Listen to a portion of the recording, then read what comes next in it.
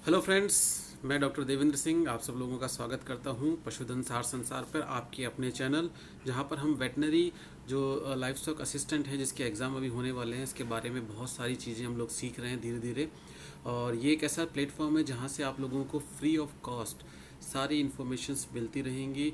13 जून तक हम लोग किसी न किसी रूप में आप लोगों के डाउट्स को, आप लोगों की जितनी भी क्वेरीज हैं उनको सॉल्व करेंगे। एक क्वेरी मेरे पास में आ रही थी कि सर एनेस्थीसिया के बारे में थोड़ा सा हमको समझाइए। तो देखिए, जो सर्जरी है उसमें एक चैप्टर अब चलता है आपके, चैप्टर नंबर 7, जिसका नाम है एनेस्थीसिया। तो आप लोगों को स्क्रीन दिख रही होगी यहाँ पर। मैं क्योंकि ये सब रिकॉर्डिंग मैं घर से ही कर रहा हूँ आप लोगों के लिए, तो कोशिश रहेगी कि जितना अच्छा हो सके उसको बेहतर रिप्रेजेंटेशन करने की कोशिश करें। तो यहाँ पर हम लोगों ने कोशिश करी है कि आप लोगों को एक प्लेटफॉर्म के माध्यम से एनेस्थीसिया पीडीएफ के अंदर समझाऊँ। देखो, एनेस्थीसिया चैप्टर है, इसको आगे हम लोग चलते हैं क्लासेस के अंदर। इसके अंदर फर्स्ट स्लाइड में एनेस्थीसिया के बारे में, दूसरी बार स्लाइड देखते हैं। देखिए, एनेस्थीसिया क्या बोलता है। देखो, आप लोगों ने एक डिजीज़ पढ़ी होगी जिसका नाम है हाइपोमैग्नीशियम टिटेनी, जिसको मैग्नीशियम की कमी की वजह से होती है। वहाँ पर हम एक वर्ड यूज़ करते हैं, अति संवेदनशीलता या एस्थीसिया। एस्थीसिया जो शब्द है इसका मतलब होता है बच्चों, ये जो सर्किल मैंने किया है, एस्थीसिया का मतलब होता है कि मैं एक पेन चूज़ कर लेता हूँ यहाँ से, एक सेकेंड। ओके, तो ये जो एस्थीसिया वर्ड है, एस्थीसिया वर्ड का मतलब होता है चेतना। और जब किसी वर्ड के साथ में एन शब्द लग जाता है तो उसका मतलब होता है अचेतना। तो अचेतना का मतलब यहाँ पर कि पशु चेतना में नहीं है, होश में नहीं है। आसान शब्दों में समझें कि अगर उसके साथ में कोई सर्जरी या उसके शरीर के साथ के अंदर कोई सर्जरी परफॉर्म हो रही है तो भी उसको पता नहीं चलेगा। ऐसी स्थिति को हम एनेस्थीसिया कहते हैं। परिभाषा क्या कहती है? शरीर की संवेदना का शून्य होना एनेस्थीसिया कहलाता है। संवेदनाएं खत्म हो जाती हैं। तो देखो, मैं आप लोगों को यहाँ पे समझाना चाहता हूँ कि हमारे शरीर में आप लोगों को एक जानकर आश्चर्य होगा, जैसे हमारे शरीर में रुधिर यानी रक्त बहता है, उसी तरीके से तंत्रिका आवेग भी बहता है। तंत्रिका आवेग जब बहता है तो देखो, रुधिर जब बहता है तो पहले मैं समझा देता हूँ। रुधिर की कहानी आप सब लोगों को पता है कि रुधिर 2 तरह के रक्त वाहिनियों में बहता है। एक रक्त वाहिनियाँ जो हृदय के से आती हैं, हृदय से आती हैं, उन्हें हम क्या कहते हैं? उन्हें हम कहते हैं धमनियाँ। और जो दूसरी हृदय की ओर जाती हैं उन्हें हम कहते हैं शिराएं। तो धमनियाँ क्या करती है? हृदय से रक्त को अंगों की ले जाती है और शिराएं अंगों से धमनियों की ओर ले जाती है। इसी प्रकार से जब हम शरीर की तंत्रिकाओं की बात करते हैं तो बच्चों, तंत्रिकाओं के अंदर भी 2 तरह की तंत्रिकाएं हैं। जब हमारे पैर में कांटा चुभता है तो हमें कैसे पता चलता है कांटा चुभ गया? ये पता चलता है हमें संवेदी तंत्रिकाओं के द्वारा। संवेदी तंत्रिकाएं वो होती हैं जो कि शरीर कि जितनी भी संवेदिक अंग होते हैं उन सब पे रहती है और वहाँ से सूचनाओं को कहाँ लेके जाती है? वहाँ से सूचनाओं को वो मस्तिष्क की ओर लेके जाती है। तो जब वो मस्तिष्क की ओर लेके जाती है तो अब क्या है? मस्तिष्क उसके ऊपर निर्णय लेता है। अब जब मस्तिष्क ने निर्णय लिया कि देखो भाई, पैर में कांटा चुभ गया है, तुरंत वहाँ से हटाना है, तो क्या करोगे? आप कांटे पे पैर तो रख नहीं सकते हो, तो आप पैर को हटाते हो। इसका मतलब है कि ऑर्डर दिया है किसी ने। किसने ऑर्डर दिया है? सेंट्रल नर्वस सिस्टम ने, मस्तिष्क ने ऑर्डर दिया कि भैया पैर को हटाओ, नहीं हटाओगे तो पैर में कांटा चुभ रहा है, दर्द हो रहा है। ये ऑर्डर कैसे आया? उस संवेदी तंत्रिकाओं से नहीं आया जिस संवेदी तंत्रिकाओं से कांटा लगने की सूचना मस्तिष्क तक पहुंची थी। अब आई है मोटार तंत्रिका, चालक तंत्रिका। और चालक तंत्रिका कहाँ से निकल रही है? चालक तंत्रिका मस्तिष्क से निकल रही है। और वो क्या बोल रही है कि देखो पैर हटाओ फटाफट, ताकि पैर में से कांटा चुभे नहीं। इसका मतलब आप समझ गए बच्चों? यहाँ पर 2 चीज़ें हुई, एक सूचना जा रही है मस्तिष्क की ओर और दूसरी सूचना आ रही है। अब मैं आपको बोलता हूँ कि जब किसी पशु की पूंछ को काटा गया, ठीक है, तो पूंछ को काटा गया तो वो पशु को क्यों नहीं पता चला कि पूंछ काटी गई? क्योंकि उस समय उसकी संवेदी तंत्रिकाएं क्या थी? ब्लॉक थी। लेकिन वो पशु हिल रहा डुल रहा है, वो पशु ये मान रहा है कि मेरे साथ कुछ हो ही नहीं रहा है और वो गिर भी नहीं रहा। क्यों? क्योंकि उस समय जो मोटार तंत्रिका थी वो अचेतना में नहीं थी, तो मस्तिष्क को पता ही नहीं चला कि पूंछ कट गई। अगर उसको पता चलता तो क्या वो पूंछ काटने देती? नहीं देती। लेकिन जब हम एनेस्थीसिया करते हैं तो एनेस्थीसिया के अंदर सभी तरह के तंत्रिका तंत्र निश्चेतना में चले जाते हैं, सिर्फ एक तंत्र को छोड़कर जिसका नाम है एएनएस, ऑटोनॉमिक नर्वस सिस्टम। देखिए, ऑटोनॉमिक नर्वस सिस्टम जो है बेसिकली क्या है? ये ऑटोनॉमिक नर्वस सिस्टम शरीर के अंदर जितने भी अनियंत्रित अंग हैं जो हमारे नियंत्रण में नहीं रहते हैं, उन अंगों को एक तरह से आप समझिए उनके अंगों की क्रियाशीलता यही तंत्रिका तंत्र बना के रखता है। जैसे हृदय, अब यहाँ पर भी 2 तरह के तंत्र होते हैं, एक जिसे हम सिंपैथेटिक और पैरासिम्पैथेटिक कहते हैं। सिंपैथेटिक सिस्टम वो होता है जहाँ पर बेसिकली क्या हो रहा है कि सिस्टम्स एक्टिवेट हो रहा है। जैसे हृदय की गतिविधि बढ़ रही है और उस गतिविधि को वापस सामान्य कौन ला रहा है, पैरासिम्पैथेटिक लेकर आ रहा है। तो ये इस तरह से सिंपैथेटिक और पैरासिम्पैथेटिक का जो मिलाप होता है वो एएनएस का पार्ट होता है। तो एएनएस से संबंधित कोई भी तंत्रिकाओं को निश्चेतना में नहीं लाया जाता। अगर हम इस तरह से करते तो आप सोचिए कि क्या होता, जब एनिमल को बेहोश कर दिया तो फिर तो हृदय धड़कना बंद हो जाता, सांस लेना बंद हो जाता, किडनियाँ काम करना बंद हो जाती, पाचन क्रिया बंद हो जाती। लेकिन वो सब चीज़ें चलती रहती क्योंकि वो सारी चीज़ें किससे कंट्रोल होती है, एएनएस से। हमें किसको ब्लॉक करना है, सीएनएस को ब्लॉक करना है। और सीएनएस ज़्यादातर इफेक्ट कहाँ दिखाता है, मांसपेशियों के ऊपर, ठीक है। और क्योंकि मांसपेशियां हैं, मस्तिष्क की क्रियाविधि है, ये सारी चीज़ें ब्लॉक हो जाती है। अब बात करते हैं एनेस्थीसिया शब्द आया कहाँ से। देखो बच्चों बार बार पूछते हैं सर्जरी शब्द कहाँ से आया, एनेस्थीसिया शब्द कहाँ से आया। तो आप देख रहे हैं एनेस्थीसिया शब्द भी ग्रीक से आया है, जिसका मतलब होता है विदाउट फीलिंग पेन और इनसेंसिबल, यानी बेसुध हो जाना। और ये टर्म किसने दी थी एनेस्थीसिया, ये टर्म दी थी ओलिवर वेंडल होम्स ने 1886 के अंदर। अब कुछ इंपॉर्टेंट डेफिनेशंस देख लेते हैं एनेस्थीसिया में। देखो सबसे पहले एनेस्थेटिक की बात करें, वो रसायन जो कि शरीर की संवेदनाओं को शून्य करते हैं, चाहे वो लोकल रसायन हो चाहे वो जनरलाइज रसायन हो, उन सबको हम कहते हैं एनेस्थेटिक। दूसरी डेफिनेशन आती है एनाल्जेसिक। एनाल्जेसिक हम सबको पता है, एनाल्जेसिक का मतलब होता है दर्द से निवारक, और दर्द से निवारक होना, दर्द से मुक्ति मिलना। इसका एक और नाम है एनाडायन। एनाडायन को भी हम दर्द निवारक की श्रेणी में लाते हैं। नेक्स्ट आता है ट्रैंक्विलाइजेशन। देखो ये जो शब्द है ना, ट्रैंक्विलाइजेशन, सिडेशन, नार्कोसिस और हिप्नोसिस, इसको थोड़ा समझ लीजिए। ट्रैंक्विलाइजेशन सबसे प्रारंभिक अवस्था है, या यूँ कहें कि सबसे कम निश्चेतना इसी में होती है। इस समय पशु जागृत है, लेकिन एक शब्द हम यहाँ पे यूज़ कर रहे हैं, बाह्य वातावरण से अनभिज्ञ, उसको पता नहीं चल रहा कि मेरे आसपास हो क्या रहा है। तो इसका ज़्यादातर उपयोग हम कहाँ करते हैं, इसका उपयोग हम करते हैं जंगली जानवरों को बेहोश करने में, या उनके जब परिवहन किया जाता है तो ट्रैंक्विलाइजेशन का उपयोग किया जाता है। या कभी कोई जैसे सांड या ऐसा पशु जो गांव के अंदर उत्पाती हो, उसको अगर हमें कंट्रोल करना है तो ट्रैंक्विलाइजेशन का उपयोग करेंगे। इसके बाद जो अगली अवस्था आती है सिडेशन। सिडेशन के अंदर देखो पशु जागृत है लेकिन शांत है। आप इसको एक शब्द और यूज कर सकते हैं यहाँ पर कि हल्की निद्रा आ रही है, ठीक है ना। मैं हाथ से लिखने की कोशिश कर रहा हूँ, चलो हाथ से नहीं बैठेगा। हल्की निद्रा आती है, उस स्थिति को हम कहते हैं सिडेशन।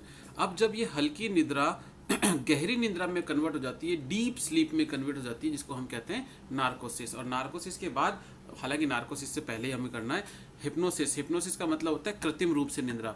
देखो गहरी निद्रा, कृत्रिम रूप से निद्रा और हल्की निद्रा, समझ में आ गया। हल्की निद्रा सिडेशन है, कृत्रिम रूप से निद्रा हिप्नोसिस है, और नार्कोसिस क्या है, गहरी निद्रा आती है। हिप्नोसिस के अंदर पशु तनाव मुक्त रहता है और नींद आ जाती है। जैसे किसी व्यक्ति ने कोई टैबलेट ले ली, मान लीजिए कोई व्यक्ति ट्राइका खा रहा है, ठीक है, जैसे नींद की गोलियां होती है ना, किसी को डॉक्टर बोलता है कि मुझे नींद नहीं आ रही, तो डॉक्टर के पास जाते हैं तो वो क्या बोलता है कि आप भैया एक ट्राइका की गोली ले लो, एल्प्राजोलाम ले लो, ठीक है। ये सब गोलियां जो कि कम मात्रा में दी जाती हैं, वो क्या करती हैं, हिप्नोसिस का कार्य करती हैं। इसके बाद जनरल एनेस्थीसिया है ही, ये सबसे तीव्र होता है। इस अवस्था के अंदर मोटार और संवेदी दोनों तरह की तंत्रिकाएं ब्लॉक हो जाती हैं, जनरल एनेस्थीसिया।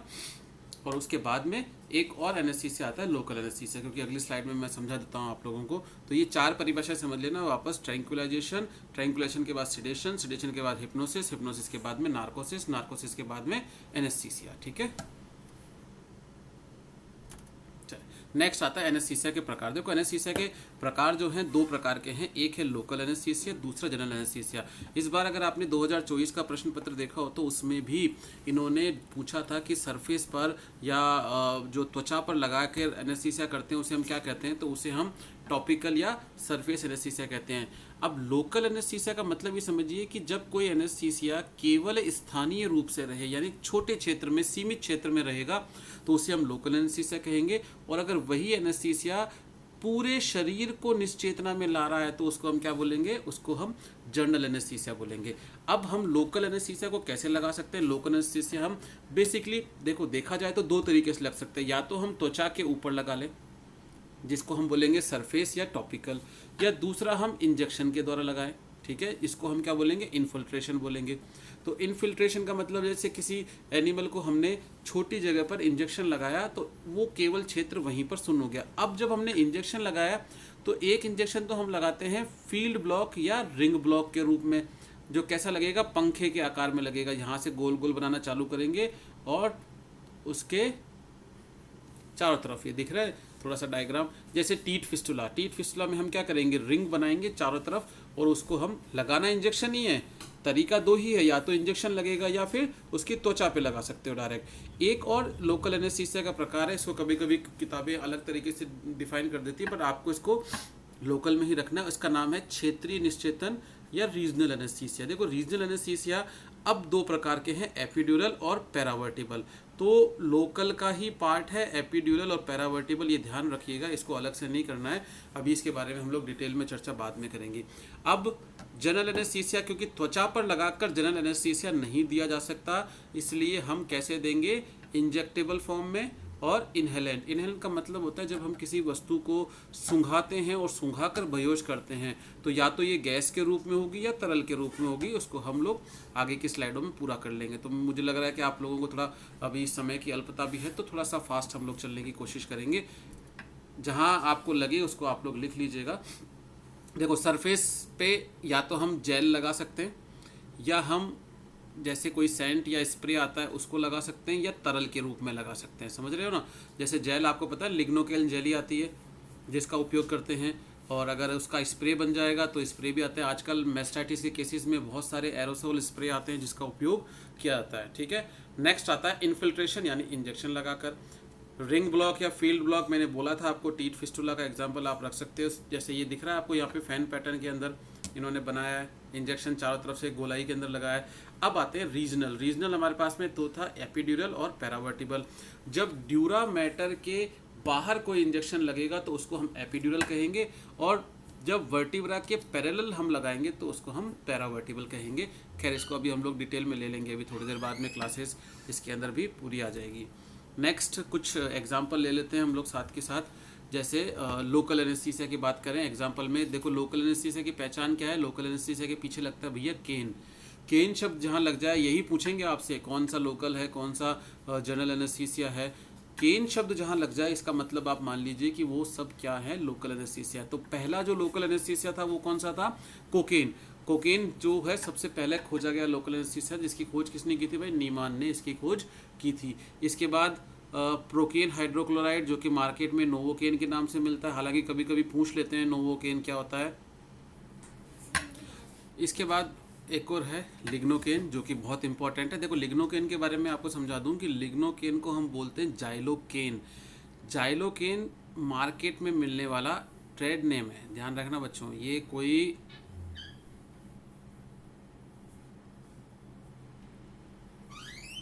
थोड़ा लिखने में दिक्कत आती है, इसके अंदर पेन तो है नहीं हमारे पास, हाथ से लिख कोशिश कर रहे हैं। ठीक है, ट्रेड नेम मार्केट नेम है। ज़्यादातर बच्चे क्या करते हैं, जाइलाजीन से जाइलोकेन को कंफ्यूज कर देते हैं। तो जाइलोकेन बाजार में मिलने वाला एक नाम है जिसके अंदर क्या मिलता है, 2% लिग्नोकेन। ठीक है भाई, 2% लिग्नोकेन मिलता है। इसके अलावा और एग्जाम्पल हमारे पास कौन से हो सकते हैं, मेपिवाकेन है, हाइड्रोक्लोराइड, मेपिवाकेन हाइड्रोक्लोराइड जिसको कार्बोकेन के नाम से मिलता है। ब्यूपिवाकेन हाइड्रोक्लोराइड है जो कि मार्केन या सेंसरोकेन के नाम से भी मिलता है। खैर ये ज़्यादा इंपॉर्टेंट नहीं है, बट प्रोकेन और लिग्नोकेन तो आप देख ही लीजिएगा, ये इंपॉर्टेंट है। इसके बाद हम अगली स्लाइड की ओर चलते हैं, 7th स्लाइड। अब आते हैं हम जनरल एनेस्थीसिया की तरफ। जनरल एनेस्थीसिया मैंने बोला ना, दो तरह के हैं, या तो आप सुई लगा दीजिए, ठीक है, या उसको सूंघा दीजिए। सूंघा कर करने वाले हमारे पास दो तरह के हो सकते हैं, या तो वो गैस के रूप में होंगे, ठीक है, या वो वाष्पशील होंगे, तरल। जैसे ही उनका क्वथनांक बढ़ेगा वो क्या बन जाएंगे, वो गैस में परिवर्तित हो जाएंगे। तो पिछली बार ये पूछा था सूंघा कर बेहोश करने वाला एनेस्थीसिया कौन सा है, तो अगर आपको याद आ रहा हो तो क्लोरोफॉर्म उसके अंदर आंसर आया था। ठीक है ना, तो यहाँ पर भी पूछेंगे कि कौन सा एनेस्थीसिया है जो कि सूंघा कर बेहोश करते हैं। तो एग्जाम्पल दोनों आएंगे, सूंघा कर बेहोश करने वाले में गैस भी आएगा और वॉलेटाइल जो इसमें लिक्विड आते हैं वो भी आएंगे। गैस में हमारे पास 3 है, नाइट्रस ऑक्साइड, जीनॉन और साइक्लोप्रोपेन। और वाष्पशील तरल में ईथर है, क्लोरोफॉर्म है, हेलोथेन है, आइसोफ्लूरेन है और मिथॉक्सीफ्लूरेन है। मैं आपको बता देता हूँ कि अगर क्लोरोफॉर्म की सांद्रता पूछे तो 0.035% आपको रखनी है। हालांकि एग्जाम में भी हम लोग ये ले चुके हैं।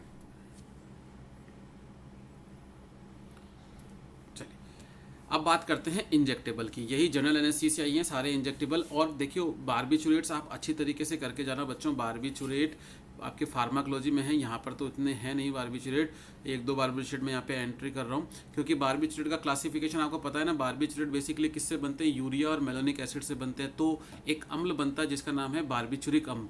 बारबिचुरिक अम्ल से ये बनते हैं। बारबिचुरिक अम्ल या बारबिचुरेट को हम उनकी कार्यशीलता के आधार पर 4 पार्ट में डिवाइड करते हैं। आपको पता है short acting, ultra short acting, intermediate और लॉन्ग एक्टिंग। लॉन्ग एक्टिंग का मतलब है जो कि 7 से 8 घंटे तक भी असर करे, उसको लॉन्ग एक्टिंग कहते हैं। तो जितने भी शॉर्ट एक्टिंग या अल्ट्रा शॉर्ट एक्टिंग है जैसे थायोपेंटोन, इसका उपयोग हम जनरल एनेस्थीसिया में कर रहे हैं। देखो हम यहाँ पर बारबिचुरेट का उपयोग 3 तरीके से हो सकता है, ठीक है ना, समझ लीजिएगा।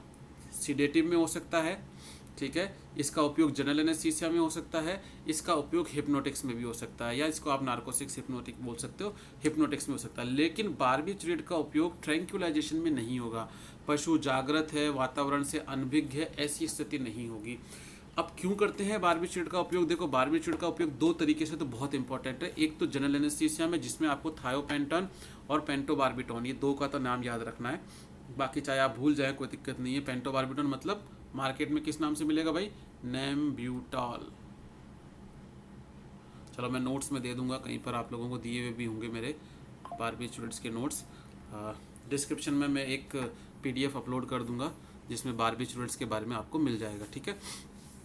तो यहाँ पर आपको ध्यान रखना है। इसके बाद बारबिचुरेट्स का उपयोग हम कहाँ करते हैं? एंटी कन्वल्सेंट, दौरे आने में सिडेटिव के तौर पे। जैसे किसी कुत्ते को दौरे आ रहे हैं तो हम क्या करते हैं? वहाँ पे फिनोबारबिटॉन देते हैं। आपको याद है फिनोबारबिटॉन लिखा है था, जो कि मार्केट में किस नाम से मिलता है? गार्डिनल के नाम से मिलता है फिनोबारबिटॉन। तो ये आपको ध्यान रखना है। इसके बाद आते हैं डिसोसिएटिव एनेस्थीसिया। डिसोसिएटिव का मतलब है जिनसे वातावरण कट जाता है, एनिमल एसोसिएशन खत्म हो जाता है। और यहाँ पर सबसे इंपॉर्टेंट है कीटामीन। देखो कीटामीन बेसिकली हम डॉग में और हॉर्स में अधिक यूज़ करते हैं। इसके अलावा कीटामीन को जाइलाजीन के साथ मिलाकर भी दिया जा सकता है, जिसको हम बैलेंस एनेस्थीसिया भी बोलते हैं। आगे पढ़ लेंगे कहीं पर आएगा तो। इसके बाद और क्या होते हैं जो बारबिचुरेट्स भी नहीं है और डिसोसिएटिव भी नहीं है, जैसे मॉर्फिन। अब आजकल तो नहीं करते हैं मॉर्फिन का उपयोग, पहले डॉग्स में तो खैर करते ही नहीं थे, बट मॉर्फिन का उपयोग हम करते थे एनेस्थीसिया में, या पेन किलर के रूप में भी मॉर्फिन का उपयोग किया जाता था कम मात्रा में। डायज़ीपाम, डायज़ीपाम बहुत इंपॉर्टेंट है। ज़्यादातर लोग डायज़ीपाम को ट्राइका या एल्प्राजोलाम या इस तरह की टैबलेट में ही देखते हैं। ये लोग इसको सिडेटिव मानते हैं, सिडेटिव नहीं है ये क्या है? 2 चीज़ें याद रख लीजिएगा, एक तो डायज़ीपाम सिडेटिव नहीं है, दूसरा जाइलाजीन क्या है? जनरल एनेस्थीसिया नहीं है। इसके अलावा क्लोरल हाइड्रेट और प्रोपोफॉल। प्रोपोफॉल नई जनरेशन का ड्रग है जो कि हॉर्स और डॉग के अंदर खूब यूज़ किया जाता है। चलिए अब पेंटोबारबिटॉन मैंने आपको बताया भी था, पेंटोबारबिटॉन को नेम्ब्यूटाल कहते हैं। ध्यान रखना भाई लोगों, ये नेम्ब्यूटाल बार बार आ रहा है, आप लोगों का पीछा नहीं छोड़ेगा। 2016 और 2018 के ऑप्शंस में ज़रूर था नेम्ब्यूटाल, अगर आप लोगों ने नहीं देखा हो तो देख लेना। इसके अलावा थायोपेंटोन है जो प्लेसेंटल बैरियर को पार करती है, इसको आप रीड कर लीजिएगा, कोई खास बात नहीं है इसके अंदर। 10वीं नंबर की स्लाइड पे चलते हैं हम लोग, नेक्स्ट स्लाइड पर। Next chloral hydrate. Chloral hydrate hypotension और ट्रैकेकार्डिया करता है। डोज रेट आप लोग चेक कर लीजिएगा, इसके अंदर कोई खैर क्लोरल हाइड्रेट की मुझे नहीं लगता पूछेंगे, ना ही प्रोपोफॉल की पूछेंगे आप सबसे, ये तो बस थोड़ा बना दिया है। आगे बढ़ते हैं। कीटामीन, कीटामीन इंपॉर्टेंट है, कीटामीन की डोज रेट को आपको देखना है, ठीक है। हॉर्स के अंदर 2.2 mg पर kg बॉडी वेट, बिल्ली डॉग के अंदर, डॉग में ज़्यादा है 10 mg पर kg, इसके साथ में डायज़ीपाम भी हम ऐड कर सकते हैं इसके अंदर, ठीक है। टेलिटामीन कीटामीन का ही कॉम्बिनेशन है, ठीक है। इसके साथ में जोलाज़ीपाम भी हम मिला सकते हैं।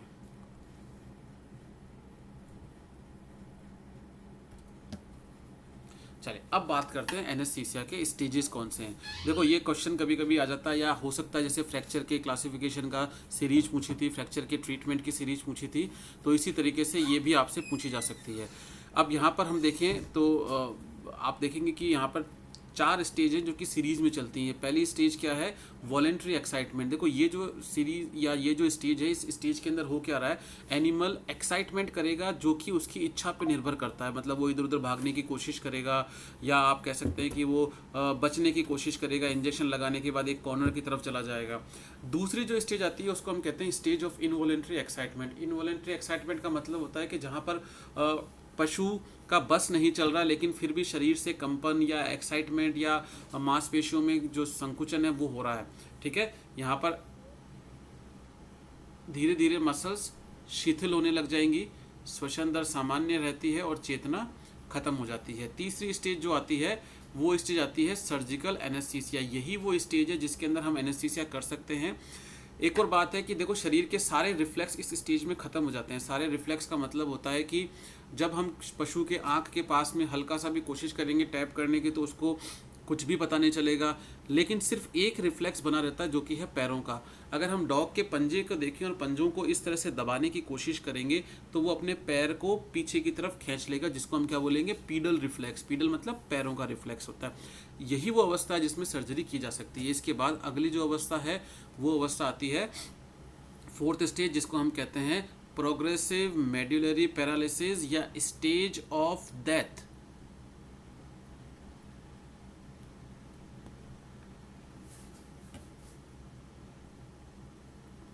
इस अवस्था में भी अगर पशु को और एनेस्थीसिया दिया गया तो उसकी मृत्यु निश्चित हो जाती है। फिर चलिए अब दो डेफिनेशन पढ़ लेते हैं। एक है बेसल एनेस्थीसिया और दूसरी है बैलेंस्ड एनेस्थीसिया। जो बेसल एनेस्थीसिया है वो बेस बनाता है, मतलब जनरल एनेस्थीसिया को से पहले देखो प्री एनेस्थेटिक देंगे, प्री एनेस्थेटिक के बाद हम एक बेसल एनेस्थीसिया देते हैं जो कि बेस बनाता है, और उसके बाद में फिर हम जनरल एनेस्थीसिया भी दे सकते हैं। तो जनरली कुछ लोग बेसल एनेस्थीसिया का उपयोग करते हैं, कुछ नहीं भी करते हैं। बैलेंस का मतलब होता है संतुलन बनाना। तो संतुलन में हम क्या करते हैं, दो एनेस्थीसिया को मिक्स कर देते हैं, दोनों के इफेक्ट आते हैं, दोनों का दुष्प्रभाव कम हो जाता है, दोनों की डोज रेट कम हो जाती है। जैसे यहाँ पे इन्होंने क्या किया, जाइलाजीन में एट्रोपिन मिला दिया इन्होंने, ठीक है। हालांकि एट्रोपिन प्री एनेस्थेटिक है और जाइलाजीन भी प्री एनेस्थेटिक है, तो इसका उपयोग कर लेते हैं यहाँ पर कभी कभी। आपको ये ध्यान रखना है, जाइलाजीन को आपको यहाँ पर प्री एनेस्थेटिक और सेडेटिव दो ही तरीके से उपयोग लेना है, बाकी आपको नहीं लेना है। जनरल एनेस्थीसिया में तो बिल्कुल नहीं लेना है। चलिए, प्री एनेस्थेटिक औषधियाँ, प्री का मतलब होता है कि जो पहले दी जाए उनको हम प्री कहते हैं, मतलब एनेस्थीसिया से पहले दी जाने वाली औषधियाँ। क्या क्या करेंगी, एनेस्थीसिया की मात्रा कम कर देंगे, एनेस्थीसिया महंगा आता है इससे पहले कुछ दे दो, एनेस्थीसिया की डोज कम हो जाएगी, सुरक्षा बढ़ जाएगी एनेस्थीसिया की। एग्जाम्पल क्या क्या यहाँ पर है, जैसे मॉर्फिन, ब्यूटॉरफिनॉल, मेप्रिडीन, पेंटाजोसिन, मिथाडोन और जाइलाजीन। और सबसे इम्पॉर्टेंट एग्जाम्पल तो रह गया जिसका नाम क्या है बच्चों, इसका नाम है एट्रोपिन सल्फेट। तो पहले जाइलाजीन की बात कर लेते हैं। देखो, जाइलाजीन की जो डोज रेट है, हॉर्स में 1 mg पर केजी बॉडी वेट, डॉग में 1 mg पर केजी बॉडी वेट, लेकिन कैटल में आप देख रहे हैं बहुत कम है। और इस डोज रेट को भी संशोधित करना, यहाँ पर देखो आपको लगाना है 0.05 से लेकर 0.2 mg पर केजी बॉडी वेट, ठीक है। यहाँ पर 0.05 करना है, थोड़ा करेक्शन है, इसको आप लोग देख लीजिएगा स्लाइड में अपने हिसाब से, क्योंकि इंपॉर्टेंट है। जाइलाजीन की डोज रेट पूछते हैं, जाइलाजीन और एट्रोपिन, ये डोज रेट याद रख लीजिएगा।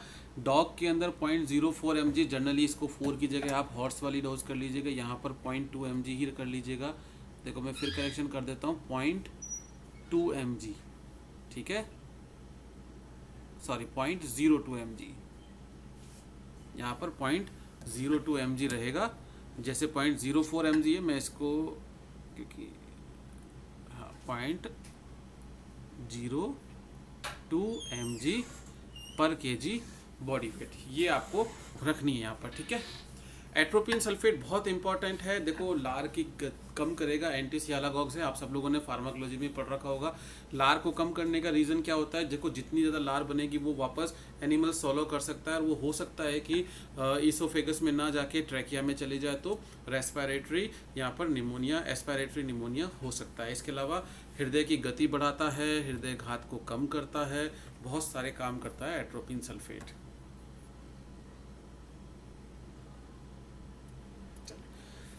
अब ट्रैंक्विलाइजर के एग्जांपल देख लेते हैं कुछ। क्लोरप्रोमाजीन हाइड्रोक्लोराइड, जो कि मार्केट में किस नाम से मिलता है भाई, लार्गेक्टिल के नाम से, और थोराजीन के नाम से मिलता है। थोराजीन थोड़ा नया नाम है, बट लार्गेक्टिल जो है बड़ा फेमस नाम है।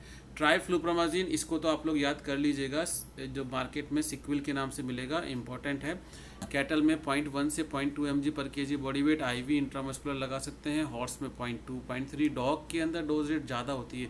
एनेस्थीसिया की डोज रेट डॉग के अंदर हमेशा ज़्यादा होती है, जहाँ 1 ml या आधे ml से पूरा बुल जो एनेस्थाइज में चला जाएगा, या यूँ कहें कि हम सिडेशन में चला जाएगा जाइलाजीन के, लेकिन डॉग में 3 से 4 ml तक भी कुछ खास फर्क नहीं पड़ता है।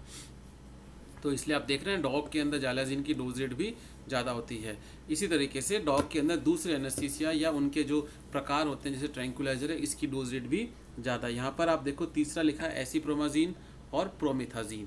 तो जीन शब्द आ रहा है, आइडिया लगा लेना, देखो जीन सब में लग रहा है ना, ठीक है। ये जीन जब भी मिले आपको मानना है कि ये क्या है भाई, ट्रैंक्विलाइजर। और ट्रैंक्विलाइजर की परिभाषा हम पढ़ चुके हैं, तो आगे बढ़ते हैं। अब आ रहा है हमारा रीजनल एनेस्थीसिया। देखो भाई ये इंपॉर्टेंट है रीजनल एनेस्थीसिया, जिसको समझ लेते हैं। कई बार समझने में प्रॉब्लम आती है कि ये क्या बोल रहा है रीजनल एनेस्थीसिया।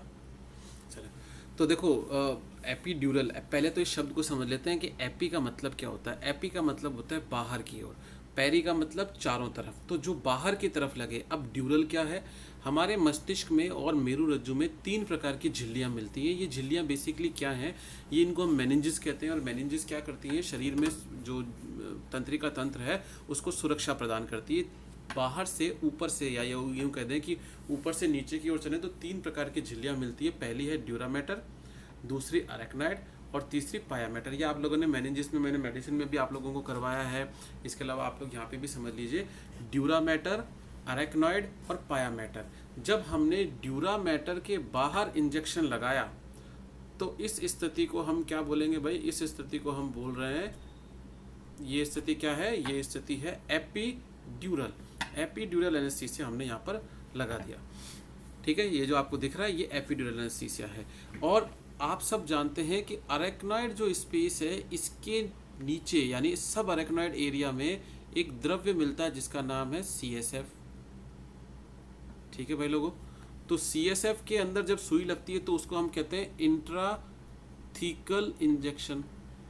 क्या बोल रहे हैं भाई, रीढ़ की हड्डी में इंजेक्शन लगा दिया, और रीढ़ की हड्डी में डॉक्टर लगा के इंजेक्शन फ्लूइड निकाल लेता है और चेक करता है, और आप लोग देखते हो कि हाँ वैसा ही द्रव्य बह रहा है जैसा हमारी रक्त वाहिनी में बहता है। बस ये लाल रंग का नहीं होता, क्योंकि इसमें RBC नहीं है तो ये लाल रंग का नहीं है, सिंपल सी बात है। बाकी सब कुछ है, न्यूट्रोफिल्स भी हैं इसके अंदर, कोशिकाएं, अन्य प्रकार की कोशिकाएं भी हैं, संक्रमण से भी लड़ती है, सब कुछ काम करता है भाई। मेनिंजेस में, तंत्रिकाओं में भी तो संक्रमण होता है, लेकिन यहाँ पर RBC की कमी होने के कारण ये फ्लूइड कैसा दिखता है, सफ़ेद रंग का। अब हम तो इतना समझ लीजिए कि जब ड्यूरामेटर के बाहर हमने इंजेक्शन लगाया तो उसको क्या बोला भाई, एपीड्यूरल इंजेक्शन बोला। एपी मतलब बाहर, मैंने बता दिया, जैसे आप लोगों ने देखा ना, पेरी, एपी, एंडो, ये शब्द जो बने हुए हैं ये कॉमन शब्द हैं, सभी तरफ इनको हम काम में ले सकते हैं। इसे हम स्पाइनल एनेस्थीसिया भी कहते हैं। लोकल एनेस्थीसिया को देखो लिखा भी यहाँ पर, ड्यूरामेटर के बाहर लगाया जाता है। यदि CSF में लगाए तो इसे सब अरेक्नॉइड या इंट्राथीकल कहा जाएगा। तो मेनिंजिस ऊपर से याद रख लेना भाई, DAP होती है हमारे घरों में, सब में खाद आती है ना DAP की, बस वही याद रख लेना। अब ये एपीड्यूरल एनेस्थीसिया यानी रीढ़ की हड्डी के ऊपर जो झिल्लियाँ बनी हुई हैं उनमें हमको लगाना है। तो ये 3 जगह लगा सकते हैं। देखो ये जो वर्टिब्रा आपको दिख रही है, ये वाला वर्टिब्रा, मैं थोड़ा सा इसको लार्ज कर देता हूँ, 1 सेकेंड। देखो ये जो वर्टिब्रा दिख रही है ना आपको, ये जो वर्टिब्रा है ये है सैक्रम वर्टिब्रा, ठीक है, ये है सैक्रम वर्टिब्रा।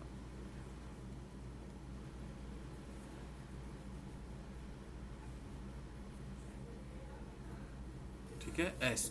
और ये वाली वर्टिब्रा है कॉक्सिजल फर्स्ट वर्टिब्रा।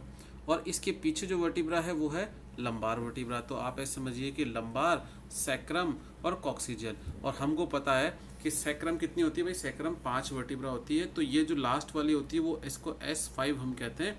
और ये पांचों वर्टिब्रा आपस में फ्यूज होती है, इसलिए सैक्रम के बाद अगली क्या आ रही है, कॉक्सिजल। अगर हमने सैक्रम और कॉक्सिजल के बीच में यहाँ पर इंजेक्शन लगाया तो इसको क्या बोलेंगे भाई, सैक्रोकॉक्सिजल। देखो लिखा हुआ यहाँ पर, तो ये हो गया सैक्रोकॉक्सिजल। दूसरा, यदि हमने लंबार और सैक्रम के बीच में लगाया, देखो यहाँ पर अगर हमने लगाया तो इसको क्या बोलेंगे, लंबोसैक्रल। और दो लंबार के बीच में लगाया तो लंबार सेगमेंटल कहलाता है। ठीक है, अब आते हैं सबसे पहले हम सैक्रोकॉक्सिजल क्योंकि ये पीछे की तरफ लगता है तो इसको भाई सैक्रोकॉक्सिजल वर्टिब्रा कह देते हैं। सैक्रोकॉक्सिजल वर्टिब्रा इसकी साइट हो गई। और कॉर्डल एपिड्यूरल इसको कहा जाता है। ठीक है, कॉर्डल कह दीजिए या पोस्टीरियर कह दीजिए, एक ही बात है।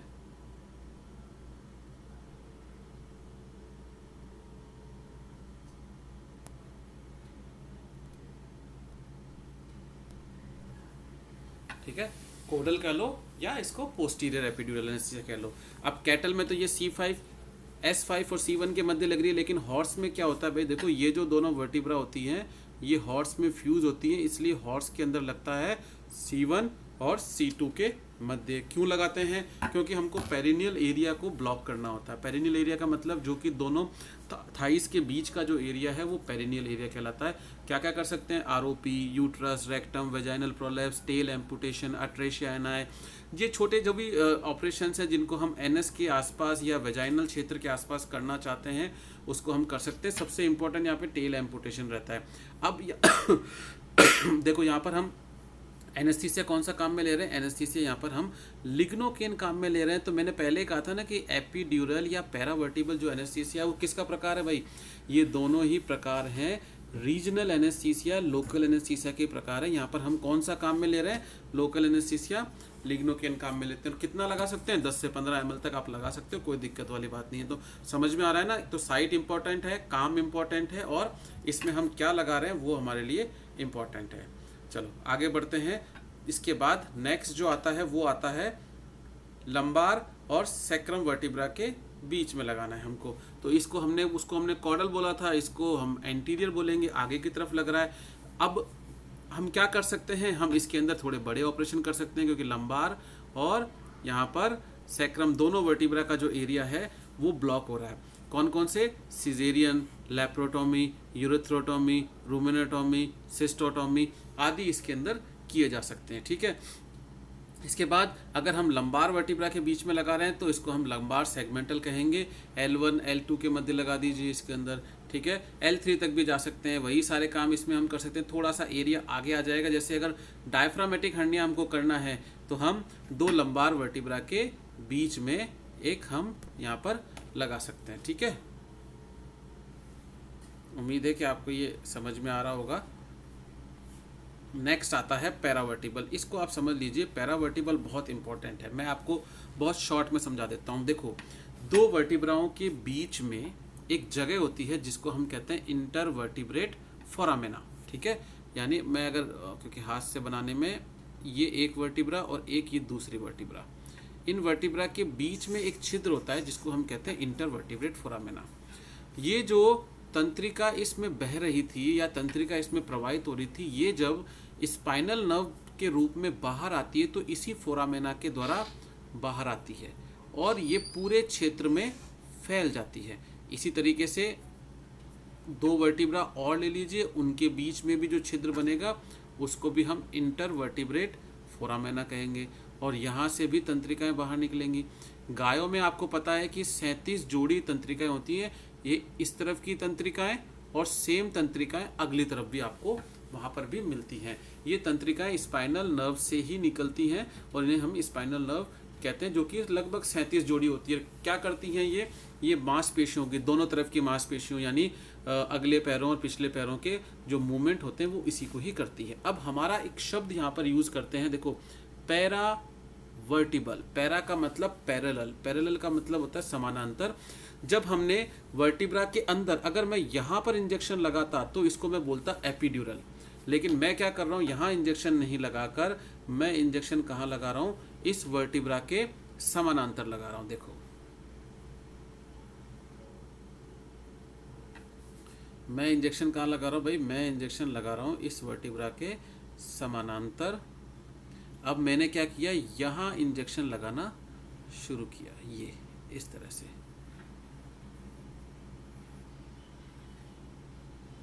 ये वर्टिब्रा के समानांतर यहाँ पर मैंने इंजेक्शन लगाया। ठीक है, वर्टिब्रा के अंदर नहीं, ये लग रहा मसल्स के अंदर ही है इंजेक्शन, लेकिन ये वर्टिब्रा के समानांतर लग रहा है, उल्टे एल में लग सकता है और टी में लग सकता है, टी फॉर्म में भी लग सकता है। कहाँ कहाँ लगाना है? थोरासिक, लास्ट थोरासिक से लेकर थर्ड लंबार तक हम इसमें लगा सकते हैं। तो जो जो फ्लैंक का एरिया है वो सारा सुन हो जाता है। दो ही बातें हैं, देखो कोई दिक्कत नहीं है। एपीड्यूरल में हम क्या कर रहे थे? ड्यूरामेटर के बाहर लगा रहे थे। अब हमने यहाँ पर क्या किया? यहाँ पर हमने पैरेलल लगा दिया। किसके पैरेलल लगा दिया? तंत्रिका वही है जो एपीड्यूरल में ब्लॉक हो रही थी, वही तंत्रिका वापस ब्लॉक हो जाएगी, लेकिन लगाने की जगह बदल जाएगी। अब हमने वर्टिब्रा के पैरेलल, और कौन सी vertebra? Lumbar vertebra. Lumbar vertebra आपको पता है लंबार वर्टिब्रा के कैसे विंग्स बने हुए रहते हैं। इन विंग्स के जो कि इसके प्रोसेस हैं, एक तो प्रोसेस होता है इसका ट्रांसवर्स प्रोसेस, तो ट्रांसवर्स प्रोसेस के समानांतर जब हम लगाते हैं तो उसको हम पैरावर्टिबल एनेस्थीसिया कहते हैं। अब आपसे ये पूछते हैं कि पैरावर्टिबल एनेस्थीसिया में कौन सी नर्व ब्लॉक होती है? तो देखो स्पाइनल नर्व ब्लॉक होती है। स्पाइनल नर्व ब्लॉक होने के बाद वो पूछेंगे कि उसका नाम क्या रहता है, तो जहां से जो नर्व निकलती है उसका वही नाम रहता है। जैसे अगर थोरासिक 13 है तो T13 कहेंगे उसको, L1 कहेंगे, L2 कहेंगे, L3 कहेंगे। तो पैरावर्टिब्रल में हम कई नर्व को ब्लॉक करते हैं, एक नर्व को ब्लॉक नहीं करते हैं। जैसे हम टेल एम्पुटेशन है उस समय कौन सी नर्व को ब्लॉक करेंगे भाई? कॉक्सिजियल नर्व को ब्लॉक करेंगे। क्यों? क्योंकि कॉक्सिजियल वर्टिब्रा से निकल रही है। समझ में आ रही है ना बात को? इस तरह से देखो, इसको पढ़ लेते हैं। वर्टिब्रा के समानांतर लगाते हैं, लंबार वर्टिब्रा के ट्रांसवर्स प्रोसेस के समानांतर या इंट्रावर्टिबल फोरामेना में लगाया जाता है। ये रीजनल एनेस्थीसिया का प्रकार है। लगाना क्या है? वही 2% लिग्नोकेन। T13 L1 L2 3 के मध्य उल्टा L आकार में वर्टिब्रा लगाते हैं। अगर इसको आप L आकार में ऐसे लगा रहे हो तो बहुत अच्छी बात है, और बड़ा एरिया करना है तो भाई T बना दो इसको, ठीक है। डायफ्रामेटिक हर्निया करना है हमको भाई, एरिया बड़ा करना है। तो जो जो भी तंत्रिकाएं इस तरफ आ रही थी, जैसे ये तंत्रिकाएं सारी इस तरफ आ रही थी, ये तंत्रिकाएं सारी क्या हो जाएंगी भाई? ब्लॉक हो जाएंगी इसके अंदर, ठीक है। तो हम लेप्रोटोमी कर सकते हैं, रूमिनेटोमी कर सकते हैं। बेस्ट मेथड है, एपिड्यूरल से भी अच्छा रहता है ये मेथड, ठीक है। अब बात कर लेते हैं एनेस्थीसिया के कार्य। देखो 2016 या 18 में क्वेश्चन आया था, अभी मेरे दिमाग से निकल रहा है कि एक एनेस्थीसिया के क्या क्या फंक्शंस हो सकते हैं। पहला, संवेदनहीन करना। अगर एनेस्थीसिया हमने दिया और वो भाई व्यक्ति अनकॉन्शियस हुआ ही नहीं, डॉग अनकॉन्शियस हुआ नहीं, तो वो उठ के चला जाएगा। तो पहली चीज़ तो हमें ये चाहिए कि वो अनकॉन्शियस हो। दूसरा, मांसपेशियों में शीतलन होना चाहिए। अगर मसल्स में रिलैक्सेशन नहीं हुआ और मांसपेशियों में खिंचाव या टोन बना, तो जैसे ही आप इंसिजन लगाओगे तो ब्लीडिंग बहुत ज़्यादा होगी, क्योंकि उसमें खिंचाव बना हुआ है। और दर्द निवारक तो होना ही चाहिए। अगर हमने एनेस्थीसिया कर रहे हैं, चीरा लगा रहे हैं, तब भी दर्द हो रहा है एनिमल के, तो फिर वो एनिमल दर्द के अंदर परेशान हो जाएगा। एक अच्छी एनेस्थीसिया का चयन कैसे करें? एक अच्छे एनेस्थीसिया का चयन हम कर सकते हैं कि एनिमल की उपापचय दर्द पे, मेटाबॉलिक रेट पे डिपेंड करता है। जैसे आपको पता है कि छोटे बच्चों की और जो वृद्ध होते हैं उनकी मेटाबॉलिक रेट कम होती है, ठीक है ना। जो अडल्ट होते हैं उनकी अच्छी होती है, तो इनको हम क्या करते हैं? डोज कम देते हैं। सर्जरी में लगने वाला समय, उम्र, प्रजाति, जैसे रूमिनेंट एनिमल है तो उसको अलग तरह का एनेस्थीसिया देंगे हम। सर्जरी का प्रकार, छोटी है, माइनर है या मेजर है। तो इस तरह से देखो, ये क्वेश्चन आपको एनेस्थीसिया का फंक्शन ऐसे दिखने में इजी आते हैं, बट आते यही क्वेश्चन है। उसमें all of the above answer आएगा, आप देख लेना। शायद 2018 का प्रश्न था या 16 का था।